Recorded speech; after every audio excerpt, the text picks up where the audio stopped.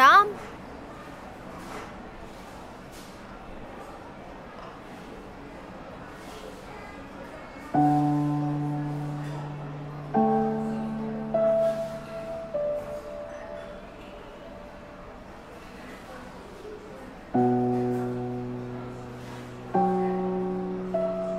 Order, sir. 2 choco fantasy. Anything else, sir? That's it. ఇంకా నా ఇష్టాలు గుర్తున్నాయా? ఏదైనా మాట్లాడరా, అలా సైలెంట్గా ఉండకు. రితిక, ఆ రోజు నువ్వు నన్ను వదిలేసి అందనంత దూరం వెళ్ళిపోయావు. ఈరోజు అనుకోకుండా సడన్గా నా ముందుకి ఇలా వస్తే ఏం మాట్లాడాలి, ఎలా మాట్లాడాలి? సారీ రామ్, ఆ రోజు నేను అలా వదిలి వెళ్ళాలా చేసింది నా సిచ్యువేషన్. నువ్వెంత బాధపడ్డావో నాకు తెలీదు. నేను వదిలి వెళ్ళిన బాధ మాత్రం నన్ను చాలా రోజులు వెంటాడింది. ఆ తర్వాత చాలాసార్లు ట్రై చేశాను. నువ్వు వైజాగ్ వదిలి వెళ్ళావని తెలిసింది.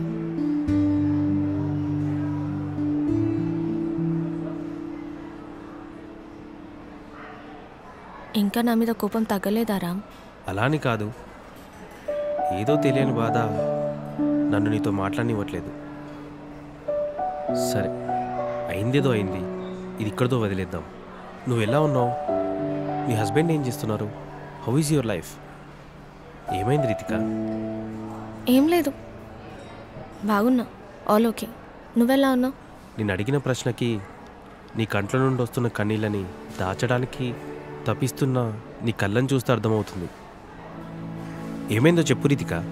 ఆ రోజు నేను వదిలి వెళ్ళిన 2 రోజులకే నాకు పెళ్లి చేసేశారు. నిన్ను కూడా కాదని ఇంట్లో వాళ్ళ కోసం వాళ్ళు చెప్పిన వాడిని పెళ్లి చేసుకున్నాను. పేరు రాకేష్. మొదట్లో చాలా బాగా చూసుకున్నాడు. అంతెందుకు, నీ ప్రేమనే మర్చిపోయి అంతలా చూసుకున్నాడు. అలా అని వాడు ఏది చెప్పినా గుడ్డిగా నమ్మేసేదాన్ని. కానీ వాడు ఒకరోజు తెలిసిన చుట్టాలింటికి వెళ్ళి ఇంటికి వెళ్ళే దారిలో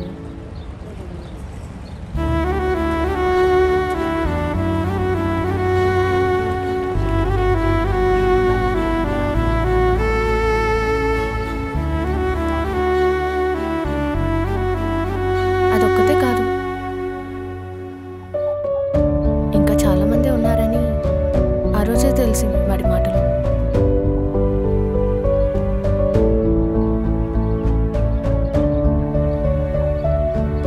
ఆ రోజు వరకు నాకు తెలియకుండానే తిరిగేవాడు. కానీ నాకు తెలిసాక నాకు తెలిసేలా నా ముందే తిరుగుతున్నాడు. అప్పటి నుండి ఏడవాలో నవ్వాలో తెలియని లైఫ్ లీడ్ చేస్తున్నాడు. ఒక అమ్మాయి తనకి మాత్రమే సొంతం అనుకునేది కట్టుకున్న భర్తని మాత్రమే.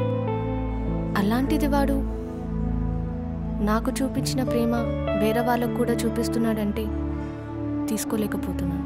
మీ పేరెంట్స్కి వాడు అలాంటోడని తెలుసా? తెలుసు.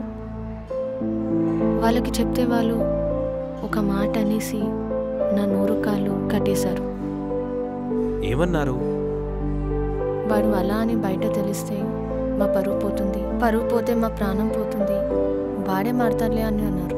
వాడి గురించి ఇంట్లో చెప్పానని తెలిసి నన్ను హైదరాబాద్కి తీసుకొచ్చేశాడు. ఇక్కడే ఉంటున్నాం. 1 month అయింది వచ్చి. ఇక్కడికి వచ్చినప్పటి నుంచి ఇంటికే తీసుకొస్తున్నాడు. వదిలి వెళ్దామని అనుకున్న ప్రతిసారి అమ్మ నాన్న అన్న మాట నన్ను గడప కూడా దాటనివ్వట్లేదు. ఏం చేయాలో అర్థం అవ్వక అందరూ ఉన్నా కానీ ఒంటరిగానే ఇక్కడే ఉంటున్నా. నిన్న చూడగానే నిన్ను కలవాలని, నీతో బాధ పంచుకోవాలనిపించింది. కానీ నువ్వు అలా వెళ్ళిపోయేసరికి కనీసం నువ్వు కలిస్తే నా మనసు ప్రశాంతంగా ఉంటుంది అనిపించింది. అందుకే సునీల్ దగ్గర నీ నెంబర్ తీసుకున్నా. మరి ఏం చేద్దాం అనుకుంటున్నావు? లైఫ్ లాంగ్ వాడిని అలానే భరిస్తావా? ఏమో రామ్, అసలేం అర్థం అవ్వట్లేదు. రితిక, ఆ రోజు నువ్వు లైఫ్లో హ్యాపీగా ఉండాలని వాడి నీకిచ్చి పెళ్లి చేసినప్పుడు నువ్వు హ్యాపీగా ఉండలేవని తెలిసాక కూడా నువ్వు వాడిని పెళ్లి చేసుకున్నావు. ఈరోజు నువ్వు వాడితో హ్యాపీగా లేవని తెలిసాక కూడా ఇప్పుడు ఏం చేయాలో అర్థం కావట్లేదని ఏడుస్తున్నావు. ఆ రోజు నీ కన్నీళ్లు తుడవడానికి ఎవరు రాలేదు. ఈరోజు నీ కన్నీళ్ళు ఆపడానికి ఎవరు లేరు. నీ లైఫ్ ఇది. కంట్ల నుండి కన్నీరు రావడానికి కారణం ఏదైనా కావచ్చు, కానీ క్లారిటీ నీకు ఉండాలి. నెక్స్ట్ ఏం చేయాలి? సో ఇప్పటికైనా నీ లైఫ్ని నువ్వు లీడ్ చేయి. ఏం చేయాలో నువ్వే డిసైడ్ అవ్వు. ఏమైంది? ఏం లేదు రామ్, ఇక నేను చూసుకుంటా. నా బాధ నీకు చెప్పి నేను ఇబ్బంది పెట్టినందుకు సారీ. ఇంతకీ నువ్వెలా ఉన్నావు? పెళ్ళయిందా? I'm good. ఐబిఎంలో ప్రాజెక్ట్ మేనేజర్గా చేస్తున్నాను. పెళ్ళి ఇంకా కాలేదు, కానీ థ్యాంక్స్ రామ్. థ్యాంక్స్ ఎందుకు? నేను బాధలో ఉన్నప్పుడు కనిపించి కలిసి నాతోటి మాట్లాడినందుకు థ్యాంక్స్ రామ్. బాధలో ఉన్నప్పుడు నేను సంతోషంగా ఉన్నాను చెప్తే బాగుండదు. ఈ టైంలో తారా గురించి చెప్తే తను ఎలా తీసుకుంటుందో టైం వచ్చినప్పుడు చెప్తా.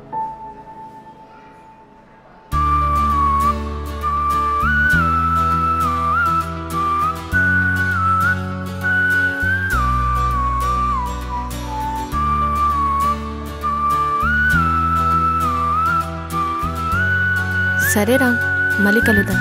వెళ్ళాలి.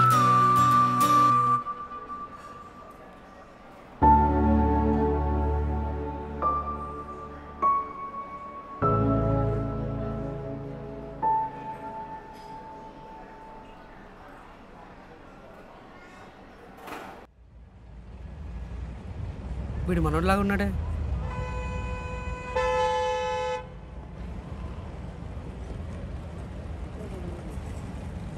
ఏమైందిరా, ఆఫీస్కి పోలేదా? లేదురా, రితికని కలవడానికి వెళ్ళాను. ఏం చేస్తుంది నీకు అర్థమవుతుందా? రేయ్, నువ్వు అనుకున్నట్టు ఏం లేదురా. నీ నెంబర్ ఇస్తేనే తిట్టినావు, ఇప్పుడు వెళ్ళి కలిసినావు. అసలు ఏం చేస్తున్నాను? అదేం కాదురా, చాలా తర్వాత నన్ను చూసింది కదా, మిస్ అవుతున్నాను కొలమని చెప్తే వెళ్ళి కలిసాను అంతే. తను మిస్ అయితే ఓకేరా, కానీ తన గురించి ఆలోచించుకుంటూ నేను నువ్వు మిస్ చేసుకోకు.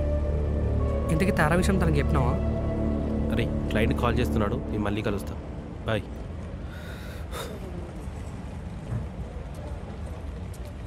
ఏం క్లయింటో ఏమో, వీడియో ఒకటి క్లయింటే ఇలా ఉన్నాడు. సరే, మన పెద్ద హీరో అయిపోయి సినిమా కొంచెం వైడ్లో పెట్టుకో. సరే అన్న, మొత్తం స్క్రీన్ అంతా మనకు కనిపించాలి. నెక్స్ట్ సినిమా మందే, ఆల్రెడీ హీరోగా సెట్ అయిపోయినా నేను డిఓపిగా పెడతా. అర్థమైందా?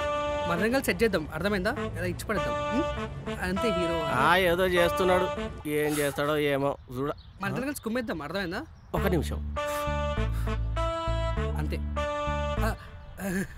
ఒరే ఒరే ఒరే ఒరే, ఆ పొగతో పాటు నువ్వు కూడా పోతావు ఎదవన్నాయల్లా. డాడీ ఏంట్రా ఇవాళ రోడ్ల మీద పడ్డావు? అసలు నాకు ఇవ్వాల్సిన డబ్బులేరా?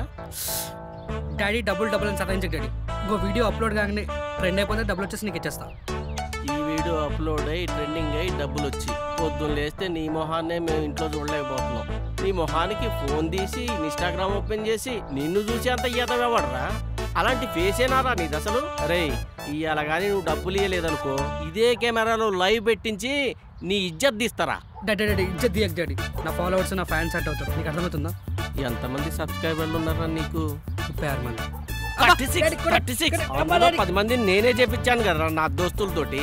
ఒరేయ్, నువ్వు నా డబ్బులు ఇస్తావా? డాడీ ఒరేయ్ ఒరేయ్, నాకు తెలవక అర్థం కాక అడుగుతా. ఒరేయ్, మన వంశంలో ఎట్లా పుట్టినవరా డాడీ? నువ్వు? ఏమైనా మాట్లాడగానే వంశం గురించి మాట్లాడు, తాత ఫీల్ అవుతాడు. అమ్మో నాన్న, అయినా మన వంశం గురించి నువ్వే మాట్లాడాలి. రేయ్, నువ్వు ఇంటికి రారా, నీ సంగతి చెప్తా. వీడి రీల్స్ ఏంటో, వీడి ఇన్స్టాగ్రామ్ టైం ఏంటో కోసం అర్థం కావట్లేదు అసలు. అన్న కెమెరా రెడీ? ఏం లేదురా బాయ్, ప్యాకప్. 3 మొత్తం దొబ్బింది. ఇంట్లో యాంటీ ఫ్యాన్స్ ఉన్నారు.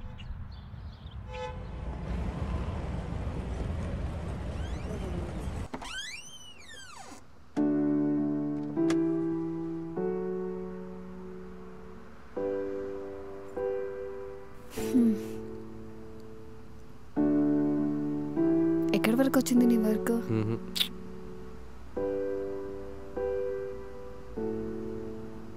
కాఫీ? 5 minutes. రామ్, మధ్యాహ్నం ఎక్కడికి వెళ్ళావు?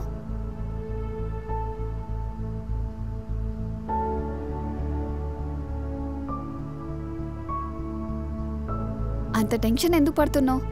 సింక్లో నువ్వు తినే ప్లేట్ లేదు, కుక్ కూడా చేసుకోలేదు, ఆర్డర్ కూడా పెట్టుకోలేదు.